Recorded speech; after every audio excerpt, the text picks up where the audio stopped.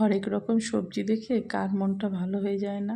আমার তো ভীষণ হাত পা লুসপুস করে যে কী নতুন রান্না করি। আজকে সব রকম সবজি দিয়ে বানিয়ে ফেলাম ওটস চিলা।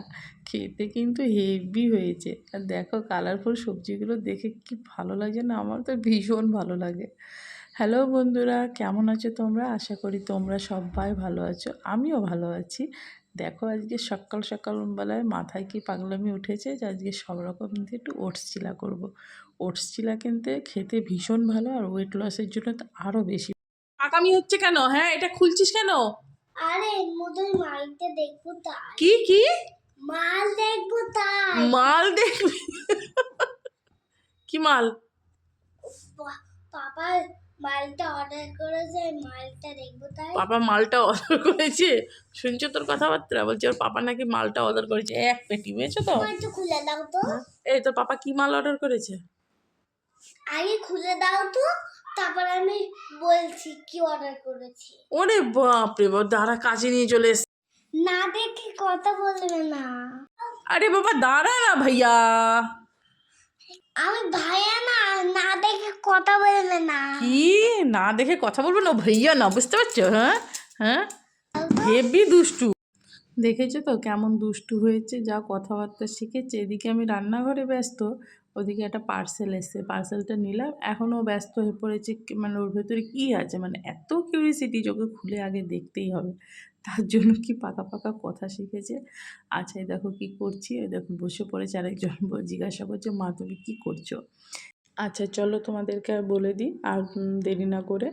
ওটসের মধ্যে কি দিয়েছি, ওটসের মধ্যে দেখো বাঁধাকপি কুচিয়ে দিয়েছি, গাজর ছিল গাজর দিয়েছি, পেঁয়াজ কলি দিয়েছি, পেঁয়াজ দিয়েছি, কাঁচা লঙ্কা দিয়েছি, বিন দিয়েছি, মানে যত রকম আমার কাছে সবজি ছিল সবই দিয়েছি, এমনকি ধনেপাতাও দিয়েছি। দিয়ে সব কুচিয়ে ভালো করে চটকে মাখিয়ে নিয়েছি। ওটসটা দিয়ে কিছুক্ষণ আধ ঘন্টা পর্যন্ত রেখে দিয়েছিলাম ম্যারিনেট করে। তারপর এটা করে তাহলে কি ওটসের চিলাগুলো না ফোলে, আর খেতেও কিন্তু ভীষণ ভালো হয়। এভাবে রান্নাটা করে নিচ্ছি। এবার এরা তো সবজি খায় না, আমার দুই মেয়ের মধ্যে কেউ সবজি খেতে চায় না। বড়জন তো একদমই খায় না, ছোটোজন খায় কিন্তু অনেক কষ্ট করে খাওয়াতে হয় ওকে, ও খেয়ে নেয় টুকটাক। এবার এইভাবে বানিয়ে দিয়েছি তো ওদের মনের মধ্যে হাজার প্রশ্ন রয়েছে যে জিনিসটা খেতে কেমন হবে। তারপরে যখন খেতে যখন খুব সুন্দর হয়েছে দেখি দুইজনাই খেয়ে নিয়েছে। তা আমার বানানোটা সত্যিই সার্থক হলো। তোমরাও কিন্তু বাচ্চাদেরকে এইভাবে বানিয়ে দিতে পারো, যেই বাচ্চারা সবজি খায় না অন্তত শীতের দিনে ওরা খাক সবজিটা, অন্তত এই সময় খেলে হয়তো সারা বছর খাওয়া শিখে যাবে এইভাবে বানালে। আর দুটোই খেয়েছি আজকে। এর মধ্যে সবজি রয়েছে, বোঝা যাচ্ছে না, বেশ ক্রিপসি হয়েছে, তো একটু মুখরোচক হয়ে গেছে, টেস্টি হয়েছে। সস দিয়ে খেতে পারো তোমরা, দই দিয়েও খেতে পারো। আমার দেখি এরা দুটো শুধু শুধুই খেয়ে নিয়েছে, অমলেট ভেবে খেয়ে নিয়েছে। দেখ আমার বানানোটা যে আজকে সার্থক হলো। ভাবছিলাম যে হয়তো খাবে কি খাবে না জানি না, কিন্তু দেখি দুটোই খেয়ে নিয়েছে। আর এটা চাইলে কিন্তু তোমরা টিফিনে, স্কুল টিফিনেও দিতে পারো ওদের, অন্তত পেটটা ভরে থাকবে, অনেকক্ষণ খিদেও পাবে না। আমি তো ভেবে রেখেছি যে স্কুল এখন তো পরীক্ষা চলছে, স্কুলও রিওপেন হলে ওদেরকে এই টিফিনে এইটাই দেবো, তাহলে ওদের অনেকক্ষণ পেটটা ভরে থাকবে আর হেলদি ফুডও হয়ে যাবে। আর দেখো এতটাই ক্রিপসি হয়েছে যে উল্টা থেকে ভেঙে যাচ্ছে, কিন্তু কালারটা ভীষণ সুন্দর এসছে।